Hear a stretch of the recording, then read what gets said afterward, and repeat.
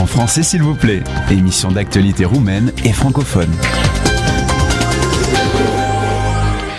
Bonjour, bonsoir et bienvenue en français s'il vous plaît. Ce soir, nous avons le plaisir de recevoir l'ambassadeur de France en Roumanie, Monsieur Philippe Gustin. Bonsoir Monsieur l'ambassadeur. Bonsoir Lucas. Et merci de venir à cette interview qui va être probablement la dernière interview pour RFI Roumanie car votre mandat arrive à la fin. Quels sont les sentiments? Est-ce que c'est le sentiment du regret, du devoir accompli, les deux à la fois? Je crois que le premier sentiment qui domine tous les autres, c'est la tristesse. Tristesse de quitter ce pays parce qu'on n'est pas de manière complètement neutre. En tout cas, moi, c'était pas mon cas. Pendant 2 ans et 2 mois dans un pays comme ça, que j'ai sillonné du nord au sud, d'est en ouest, et où j'ai fait énormément de rencontres et où j'ai toujours été accueilli avec énormément de chaleur, au-delà même de la fonction qui était la mienne. Et donc c'est une énorme tristesse de devoir partir si tôt. Mais au-delà de ça, je crois que je garderai surtout le souvenir d'une expérience professionnelle exceptionnelle et d'un pays, comme je le disais, qui mérite mieux que l'image qu'il a en France. Quelle est la différence, Monsieur l'ambassadeur, entre la façon dont vous perceviez la Roumanie avant de venir et celle que vous avez maintenant, un peu plus de 2 ans plus tard? Alors d'abord, j'ai choisi de venir ici. Donc j'avais envie de Roumanie parce que, vous le savez, j'ai un fort tropisme pour les pays d'Europe centrale et orientale, et en fait c'était le pays qui me manquait pour oui, parce que, vivre. Il faut rappeler à nos auditeurs que vous avez déjà travaillé en Hongrie, en Autriche, en Allemagne. En Allemagne, vous parlez toutes ces langues. Voilà, et j'ai fait mon stage de l'ENA, je dis tout le temps, dans le Morbihan, donc pas loin du Finistère, et donc j'allais très souvent à Quimper ou à Brest, et j'aurai la chance dans ma vie de vivre entre Quimper et Constanța. Donc j'aurais traversé toute l'Europe. Donc moi j'avais choisi de venir ici, ce qui veut dire aussi que je m'étais beaucoup documenté, j'avais beaucoup lu, j'avais commencé à apprendre un petit peu le roumain, donc j'avais pas d'a priori. Mais je dois dire que j'ai été, et je suis encore surpris quasiment chaque jour, de la proximité qu'il y a entre nos deux pays. Proximité linguistique, proximité culturelle, proximité historique, sur des tas de sujets. On pourrait parler de politique aussi, regardez ce qui se passe en ce moment en France. On dirait quasiment qu'on est toujours en train de se copier les uns les autres par rapport à des évolutions politiques. Donc cette proximité, elle m'apparaît chaque jour plus forte, et le constat que j'en fais, c'est que ce n'est pas connu en France, et qu'il y a une forte attente de France ici en Roumanie, qui est tout à fait légitime du fait de ses proximités, mais qui n'a pas son juste retour, et j'espère avoir contribué, en tout cas dans ces 2 ans, à faire en sorte que l'ascenseur remonte ou redescende plus souvent. On va parler de ça aussi, mais avant d'arriver à la relation bilatérale, je sais, vous l'avez dit aussi, vous avez voyagé énormément à travers le pays, vous avez visité tous les départements, vous avez rencontré énormément de gens aussi. Je sais que vous n'allez pas me dire quels sont les endroits que vous préférez, mais si je vous demande de me raconter 1 ou 2 endroits qui vous ont marqué, ou des gens que vous avez rencontrés et qui vous ont ému, vous me diriez quoi? Je tiendrai le coup jusqu'au bout. Ça, c'est ce que je raconterai après. Non, parce que des émotions, j'en ai rencontré des milliers, franchement. À la fois... Parlons autrement. Racontez-moi votre premier déplacement en Roumanie. Comment s'est-il passé? Mon premier déplacement en Roumanie, c'était Iași. C'était Iași, puisque pendant le premier mois, on n'a pas le droit de sortir, puisqu'on n'a pas remis ses lettres de créance. Mon premier déplacement en Roumanie, c'était Iași, à l'occasion du mois de la francophonie. Et donc, j'ai eu l'occasion à la fois d'assister à une superbe conférence avec Matei Vișniac. Donc, c'était une belle entrée en matière, et nous avons eu un grand débat lui et moi, sur la place du français en Roumanie et la vision, l'image de la Roumanie en France, vous voyez déjà.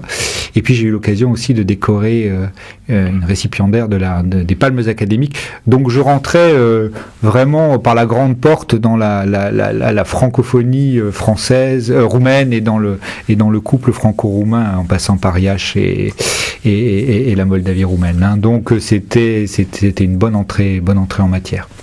Vous êtes un ambassadeur, Philippe Gustin, vous êtes un ambassadeur qui parle, mais qui fait aussi très attention à ce qu'il dit. On vient de le voir tout à l'heure.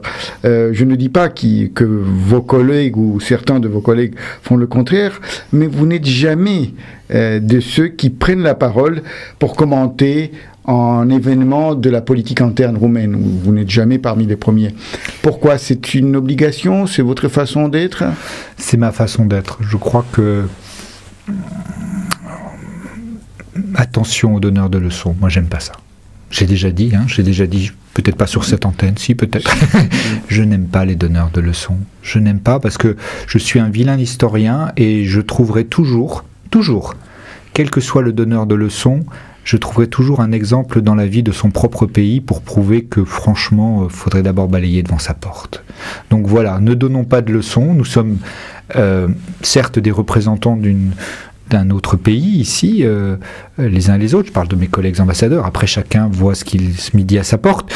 Mais nous sommes avant tout ici les hôtes de la Roumanie.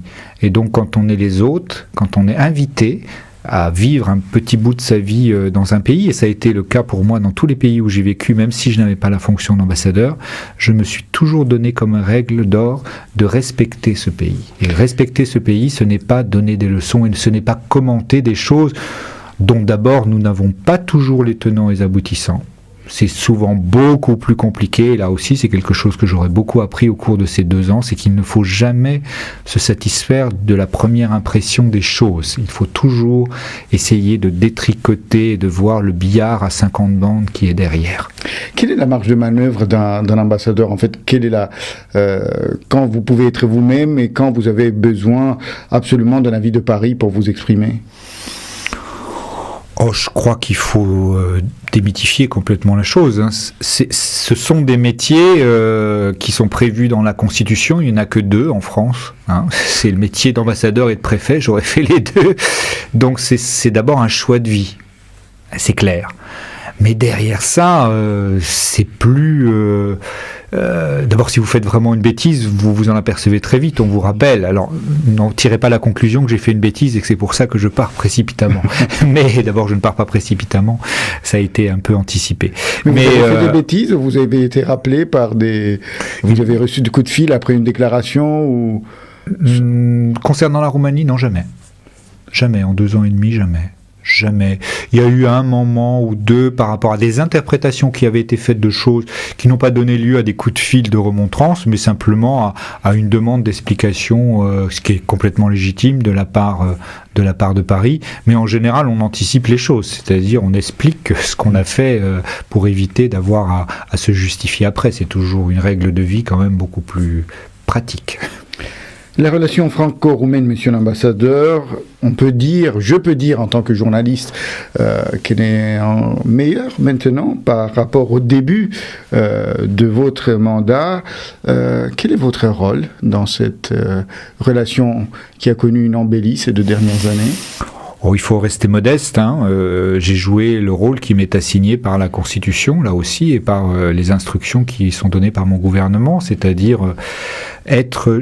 J'adore, moi, toujours, parce que le mot d'ambassadeur, la plupart des Français en ont perdu l'étymologie. Et c'est pour ça que je préfère toujours donner le nom allemand. Hein. Allemand, c'est Botschafter. Et Botschaft, c'est le message. Donc l'ambassadeur, c'est le messager. C'est celui qui passe les messages entre 2 gouvernements. Donc je crois essayer honnêtement de jouer ce rôle de petit messager, de petit télégraphiste qui essayait à la fois de déminer quand il y avait des tensions, et il y en a eu certaines pendant mon mandat, et puis surtout d'essayer de faire passer des messages, et en particulier le message que j'évoquais déjà tout à l'heure, de cette demande de France qui existe ici en Roumanie et qui fait que il fallait faire en sorte, et c'est ce que j'ai fait là pour le coup, je vous donne des choses concrètes, c'est faire en sorte que l'on ait à 6 mois d'intervalle 2 visites de Premier ministre respectivement dans un pays et l'autre. C'est très immodestement avec mes équipes, avec l'ambassadeur Mazzolo à Paris, qui était vraiment un ami et avec qui nous avons vraiment superbement bien travaillé au jour le jour. C'est construire les choses pour que cela devienne possible. C'est des idées que l'on a, c'est des idées que nous transmettent le personnel politique français ou roumain, et puis derrière, nous sommes avec nos petits bras et toutes nos équipes, ceux qui essayons de faire des idées une réalité. Mais quand vous parlez de cette demande de France de la part de la Roumanie, à quoi faites-vous référence exactement ? Je pense que sur des tas de sujets, et en particulier dans un contexte où aujourd'hui la Roumanie est un membre de l'Union européenne, donc un partenaire à part entière dans une grande famille qui s'appelle l'Union européenne, on le voit bien, la France n'a pas énormément d'alliés. Parce qu'il y a c'est des blocs qui se constituent.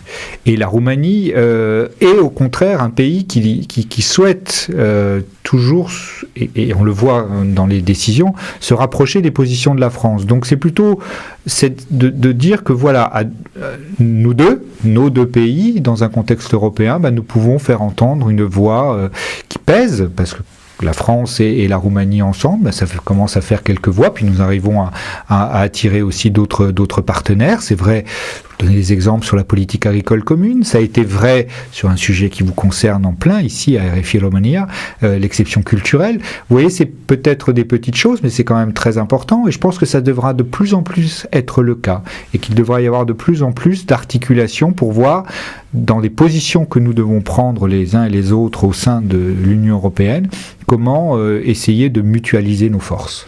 Et d'autre part, il y a cette problématique de l'image de la Roumanie en France, vous l'avez évoqué tout à l'heure. Que peut-on faire ? C'est l'image qui pourrait être meilleure par rapport à ce qu'elle est maintenant. Je crois que ce qu'il faut d'abord marteler en permanence, c'est la réalité de la Roumanie. C'est faire en sorte qu'il y ait... et là aussi, je dois dire très immodestement, en 2 ans, on a réussi à faire bouger quelques lignes, faire venir des journalistes ici pour parler d'autre chose que de Schengen et des Roms. Faire aussi que les journalistes roumains parlent d'autre chose en interviewant que de... Parce que vous pouvez relire, j'ai dû donner je ne sais pas combien de centaines d'interviews en 2 ans. Vous l'avez dit, je parle beaucoup, peut-être trop. Mes premières interviews, première question Schengen, deuxième question les Roms, ou inversement. Et là, lentement mais sûrement, moi j'ai tiré le fil aussi pour expliquer que la relation franco-roumaine, elle avait certes ses irritants, comme on dit en langage du Quai d'Orsay, mais qu'elle avait, à contrario, énormément de points positifs, et qu'on avait peut-être intérêt déjà à parler de ce qui marchait avant que de ne parler que de ce qui ne marche pas. Alors, je sais que pour les journalistes, c'est toujours difficile, parce que il vaut mieux vendre des choses qui ne marchent pas. Mais il y a plein de choses qui marchent entre la France et la Roumanie, et moi j'ai voulu communiquer là-dessus. J'ai en particulier, vous le savez, mis en place un site Facebook de l'ambassade, une page Facebook de l'ambassade qui a 5317 amis. C'est la page Facebook d'une ambassade, d'abord ici à Bucarest, mais aussi de toutes nos ambassades de France dans l'Union européenne qui est la plus visitée, qui a le plus d'amis. Et ça, c'est une de mes fiertés. Parce que par cela, on arrive à faire passer d'abord le message de ce que fait une ambassade, et je crois que c'est important, mais aussi le message de la réalité de la Roumanie. Et lisez les échanges qu'il y a sur cette page Facebook, c'est extrêmement intéressant, puisque nous avons des Roumains, nous avons des Français, des francophones, des roumanophones, mais tout ça arrive à échanger, et je trouve ça exceptionnel. Économie, monsieur l'ambassadeur Philippe Gustin, comment vous définiriez la relation franco-roumaine économiquement ? Il y a eu quelques craintes alimentées par certains hommes politiques roumains que, par exemple, Renault allait quitter Dacia. Oui, alors là, je me suis toujours, de manière un peu véhémente, parfois, je le reconnais, avec certains de vos collègues, et j'ai toujours essayé d'expliquer le b.a.-ba de l'économie.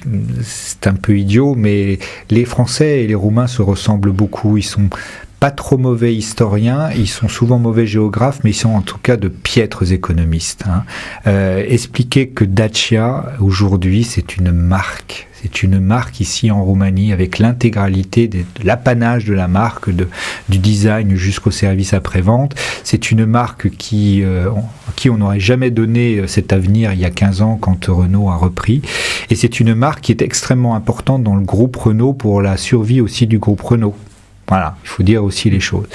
Bon, une fois qu'on a dit ça, c'est une marque qui ne peut pas vivre sur le marché intérieur roumain. Quand on regarde les ventes de Dacia ici en Roumanie, elles sont en chute libre. Alors je le regrette, les Roumains préfèrent acheter des Golf d'occasion qui sont souvent de vraies poubelles, faisant de ça d'ailleurs demain sans doute de la Roumanie la poubelle de l'Allemagne, plutôt que de s'acheter une Logan neuve. C'est un choix de vie. Après, comment vous l'expliquez ? C'est un snobisme ? Je crois que c'est du snobisme. Parce qu'en termes de coût, je dirais même que la Logan est sans doute parfois moins chère, en tout cas à l'usage. Donc c'est du snobisme, oui. C'est pas à vous que je vais expliquer, mon cher Lucas, l'importance de la voiture ici en Roumanie, ce signe extérieur de richesse ou d'aboutissement en tout cas. Donc voilà, le marché intérieur de Dacia ici se porte mal, et malgré tous les efforts du gouvernement d'ailleurs. Mais c'est une marque qui, pour survivre, doit se rapprocher de ces marchés. Et aujourd'hui, ce sont les marchés émergents, c'est le Maghreb, le Machrek, c'est l'Amérique du Sud, c'est l'Asie. Et donc, il est normal que dans ce contexte, elle se délocalise. Oui, c'est vrai que les Roumains ne sont pas habitués à ça, une délocalisation. En général, ils accueillaient plutôt les entreprises qui délocalisaient des pays d'Europe occidentale. Là, c'est une délocalisation pour aussi assurer la pérennité de la marque à terme. Mais ça ne veut pas dire pour autant que les structures ici en Roumanie sont menacées. Il faut par contre être très vigilant, et c'est aussi un signal d'alarme que j'ai tiré et que j'ai expliqué aussi au gouvernement qui l'a bien compris, c'est qu'il faut donner aussi, pour Dacia, mais c'est vrai pour les autres entreprises françaises ou étrangères ici installées en Roumanie, les moyens de travailler correctement, et en particulier en termes d'infrastructure. Aujourd'hui, transporter des véhicules vers un marché extrêmement important qui se développe pour Dacia, qui est l'Allemagne, c'est quand même beaucoup de jours, beaucoup d'immobilisation, et tout ça, ça a un coût et ça impacte le coût de la voiture en bout de course et la compétitivité de Dacia par rapport à d'autres constructeurs. Donc voilà, tout ça sont des messages importants, mais je crois qu'il ne faut pas pour autant tomber dans le piège de l'instrumentalisation politique, quelle qu'elle soit. Je n'y suis jamais tombé. Voilà.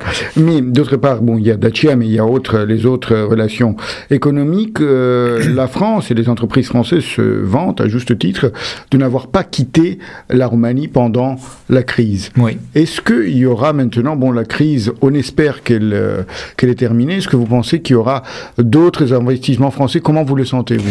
Moi, je pense qu'il y a plusieurs éléments. D'abord, la Roumanie a encore un marché intérieur qui n'est pas mature sur certains domaines. Donc, il y a un intérêt à être ici parce que c'est un marché de près de 20 millions d'habitants et c'est intéressant. Deuxièmement, il y a l'instabilité des pays alentours. Et donc ça... Là aussi, géopolitiquement, c'est clair, qui fait que les problèmes que les entreprises peuvent rencontrer dans certains pays limitrophes de la Roumanie, qui fait qu'il peut y avoir une relocalisation ici en Roumanie. Donc, c'est les deux événements, moi, que j'aurais notés au cours des 2 ans de présence ici.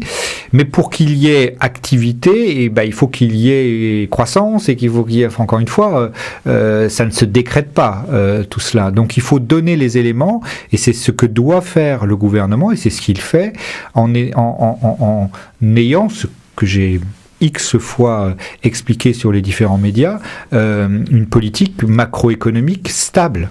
C'est-à-dire concrètement des données sur la politique fiscale, sur la politique sociale, qui permettent à un investisseur qui choisit la Roumanie de se dire, voilà, les règles du jeu sont celles-là en avril 2014, quand je vais faire mon investissement, qui peut être très long et très coûteux, les règles du jeu ne vont pas changer. C'est vraiment cette stabilité, cette prédictibilité dans les politiques macroéconomiques que doit mener la Roumanie, qui seront déterminantes avec les infrastructures, ce que je disais tout à l'heure, pour l'avenir des relations économiques de la Roumanie avec la France, mais je crois avec tous ses partenaires. Vous avez parlé des deux questions que les journalistes roumains vous posent toujours, donc je ne vais pas, vous n'allez pas y échapper.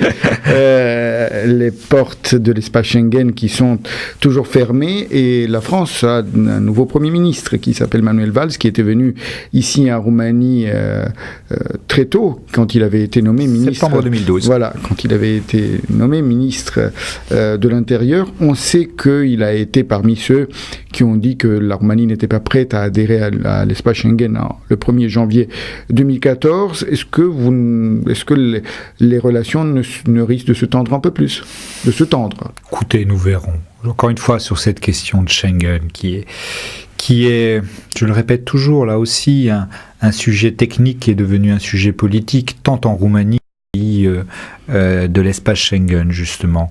Les choses, d'abord, ne se décident pas en bilatéral. Je crois que j'aurais martelé ça pendant 2 ans, en disant que vraiment il s'agira en bout de course, quelle que soit la décision qui pourra être prise à certaines échéances, d'une décision collective. Et deuxièmement, c'est des décisions qui aujourd'hui, du fait de leur caractère très politique, sont extrêmement mélangées à une perception des choses. Et là, puisque vous ne me posez pas la question, je me la pose à moi-même, c'est aussi mon rôle d'ambassadeur, ici en Roumanie, mais aussi en France, de chaque fois détricoter les amalgames. L'amalgame qu'il peut y avoir entre la question de Schengen et la question des Roms. Ces deux sujets, je l'ai toujours répété, sont complètement disjoints. Donc toutes ces questions-là méritent encore une fois un travail de longue haleine. Je pense que nous avons avancé et que nous devons encore avancer, que la Roumanie doit encore avancer sur des questions fondamentales que réclament d'autres pays, pas seulement la France, sur les questions d'état de droit, le lien que font certains pays avec le mécanisme de coopération et de vérification. Tous ces éléments-là montrent bien que, au cours des 2 dernières années, on a quand même fait des progrès substantiels. Est-ce que tout ce qui se passe maintenant à la frontière est de l'Union européenne, d'après vous, risque de se jouer aussi sur l'adhésion de la Roumanie à Schengen? Ça peut l'accélérer ou au contraire, je ne sais pas? Je peux vous dire tout et son contraire. Je peux vous dire que ça peut l'accélérer en renforçant la cohésion européenne par rapport au reste du monde et surtout au voisinage proche, comme on dit comme on disait dans l'ancienne URSS. Ça peut être une option. Ça peut être une option inverse. Encore une fois, je réfléchis en même temps que vous me posez la question. Ça peut être une option inverse qui tendrait à dire que attention au risque migratoire qu'il peut y avoir. Et là, pour le coup, on est vraiment dans la logique Schengen et attention à ne pas fragiliser, parce que encore une fois, sur le volet frontières terrestres, il y a encore des progrès à faire d'une manière générale. Et je ne parle pas seulement de la Roumanie, sur la sécurisation des frontières terrestres de l'Union européenne. On voit bien les difficultés que l'on rencontre en Grèce, pays de l'espace Schengen là pour l'instant. Donc voilà, vous trouverez toujours de toute façon sur ce sujet aussi compliqué techniquement que Schengen des avis politiques qui vont être divergents. Il y a aussi la question des Roms que vous avez un peu évoquée tout à l'heure. Il y a eu des élections municipales en France et c'est vrai que certains attendaient des débats un peu plus poussés sur cette question-là lors des élections municipales. Alors, il n'y en a pas eu. On n'a pas beaucoup parlé, alors que ça aurait pu être très tentant pour... Bien sûr, il y a d'ailleurs eu des tentatives. Attention, l'analyse que j'en fais, et c'est aussi le citoyen français qui parle plus que l'ambassadeur dans ce contexte-là, c'est que qui dit scrutin municipal dit débat municipal. Et qu'il n'y a pas eu, pour les dernières élections municipales, si ce n'est quand les résultats ont été connus, d'agrégation nationale. Concrètement, sur les thématiques, c'est resté chaque fois dans le débat local. Et donc, il y a eu un éparpillement des débats. Et la question Rome a fait partie de ces débats. Si vous regardez plus la presse régionale, locale et tout, vous vous apercevez que cette question n'a pas été occultée dans le débat. Et je pourrais même dire, sans trop m'avancer, qu'elle a été même assez centrale et elle a peut-être même causé à certains élus leur poste. Donc ça, il faut le savoir. Mais le type même de scrutin local n'a pas permis et c'est bien ainsi, de cristalliser une problématique au niveau national. Et donc vous pensez que le thème pourrait ressurgir pour les élections européennes ? Sans doute, parce que c'est aussi un thème qui est... attention là aussi, au même titre que Schengen, il ne s'agit pas d'un apanage d'une relation bilatérale franco-roumaine. Vous savez qu'à mon arrivée ici, j'avais mis en place, et il survivra, j'espère, à mon départ, j'en suis même certain, un groupe d'ambassadeurs qui était confronté à cette question des Roms. Nous nous retrouvons tous les mois autour d'un petit déjeuner, et c'est extrêmement important de comparer aussi, et avec nos partenaires roumains naturellement, d'avancer sur ce sujet. Je pense que nous avons fait quand même là aussi, très immodestement, je dirais que nous avons beaucoup avancé sur ce sujet. Ça se sait peut-être peu, mais nous avons d'abord eu de la part du gouvernement roumain, et je ne l'en remercierai jamais assez, et surtout du Premier ministre, je dois le dire, d'abord l'affirmation de la responsabilité de la Roumanie par rapport à ce sujet. Co-responsabilité, mais responsabilité, il l'a dit, et il l'a dit au moment de la venue de Manuel Valls, si vous vous en souvenez bien c'était sûr. Le 9 septembre 2012. Donc ça a permis aussi d'avancer sur des projets, et en particulier sur un projet qui me tient à cœur, qui est celui de Ferentar. Donc nous avons essayé, je ne dis pas que nous y sommes arrivés, mais nous avons essayé en tout cas de dépassionner le sujet, parce que c'est un sujet trop compliqué, trop viscéralement ancré, tant en Roumanie qu'en France, dans le subconscient, l'inconscient et le conscient de nos concitoyens, pour qu'on se permette de polémiquer et d'essayer. Il n'y a pas de solution miracle. Voilà, il faut simplement travailler, il faut simplement essayer de montrer qu'il n'y a pas de fatalité, il faut essayer de lutter aussi contre la pauvreté, parce que le dénominateur commun de ces populations, malheureusement souvent, c'est la pauvreté, c'est donc l'exclusion sociale, et donc c'est un petit peu le cœur du projet Ferentar, qui ne s'adresse pas qu'à des populations roms, qui s'adresse à des populations défavorisées, qui sont dans des zones, et c'est une zone ici au centre d'une grande capitale européenne, qui est une zone un peu de non-droit social, de non-droit médical, de non-droit scolaire, et donc essayer tous ensemble. Là aussi, c'est peut-être ça qui est nouveau dans la méthode, c'est-à-dire qu'il n'y ait pas ceux qui ont raison et ceux qui ont tort, parce que je crois que personne n'a la vérité sur un sujet aussi compliqué, mais que par contre, on arrivera à bouger des lignes si, côte à côte, le gouvernement roumain, les ministères concernés, les collectivités locales concernées, les ambassades concernées, les ONG concernées,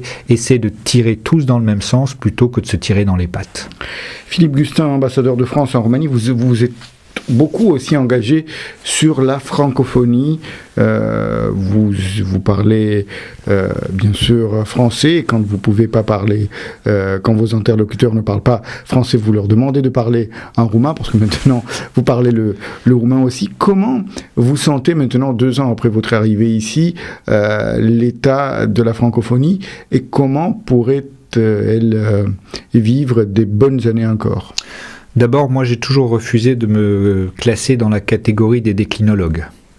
Parce que le constat, il est quand même têtu quand on vient ici en Roumanie, quand on vit ici en Roumanie. À partir du moment où soi-même on fait un petit effort pour apprendre le roumain, et que l'on a toujours le réflexe de demander à son interlocuteur s'il parle autre chose qu'un espéranto minimaliste, qui est devenu aujourd'hui malheureusement la belle langue anglaise, dans un cas sur 2, voire même plus, en fonction de l'âge de la personne que vous avez en face de vous, vous pouvez conduire une discussion soit en français, soit dans le ce que j'ai essayé de faire depuis en 2 ans, et qui voilà. Donc, mais ça c'est un réflexe, et c'est une attention de tous les instants, parce que il faut être vigilant, et derrière cela, soyons aussi très clairs, il ne s'agit pas de défendre une langue contre une autre. Moi, j'en parle 6 de langues, donc je ne vais pas défendre l'une plus que l'autre. Je crois que ce qui fait la richesse, et surtout dans un pays comme la Roumanie, où le spectre linguistique des Roumains fait qu'ils peuvent parler autant de langues qu'ils veulent, parce qu'ils peuvent s'adapter, et ils sont très très bons dans les langues étrangères. Il ne s'agit pas de défendre une langue par rapport à une autre. Il s'agit de défendre aussi un mode de pensée. Et que j'ai la faiblesse de croire que si demain, dans 50 ans, dans 100 ans, nous sommes tous à baragouiner l'anglais computer, le computer English, nous aurons aussi tous, malheureusement, le défaut de penser comme cela, d'une manière binaire, peut-être même plus binaire, unique. Et ça, c'est dangereux. L'homme Ça, unidimensionnel. Et ça, c'est dangereux. Ça, c'est dangereux. Et donc, je crois que dans un pays comme la Roumanie, qui a aussi le multiculturalisme en lui, moi, quand je me promène, le fait de parler hongrois, le fait de parler allemand fait que je saute dans ces 4 langues avec le français et le roumain. C'était un paradis pour moi, ce pays. C'est pour ça que je suis si triste de le quitter.